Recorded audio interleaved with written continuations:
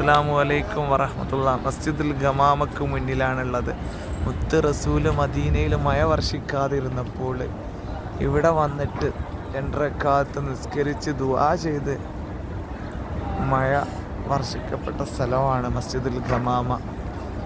അതിൻ്റെ തൊട്ടടുത്ത് തന്നെ വേറൊരു പള്ളിയൂടെ കാണിച്ചു തരട്ടോ.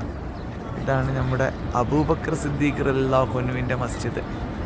അൽഹംദുലില്ലാഹ് എന്നും പള്ളിയുടെ ഉള്ളിൽ കയറിയ അതുമാതിരി ആ പഴയ ശിലകൾ മണ്ണ് കൊണ്ട് നിർമ്മിക്കപ്പെട്ട പള്ളിയാണ്. അൽഹംദുലില്ലാഹ് ഭയങ്കര സന്തോഷമാണ്. അള്ളാഹു നമ്മൾക്കെല്ലാവർക്കും ഇവിടെ വരാനും അബൂബക്കർ സിദ്ദീഖ് തങ്ങളുടെ പേരിലേക്ക് ഒരു യാസീൻ ഓതാനും ദുആ ചെയ്യാനും 2 റക്അത്ത് നിസ്കരിക്കാനും അള്ളാഹു തൗഫീഖ് ചെയ്യട്ടെ. മസ്ജിദുൽ ഗമാമയിൽ വന്ന് മുത്ത് നബിയുടെ പേരിലേക്ക് യാസീനും അസ്മാഉൻ നബിയും ഒക്കെ ചൊല്ലിയിട്ട് ദുആ ചെയ്യാൻ അള്ളാഹു തൗഫീഖ് ചെയ്യട്ടെ. അതുമാതിരി തന്നെ മദീന റസൂലിൻ്റെ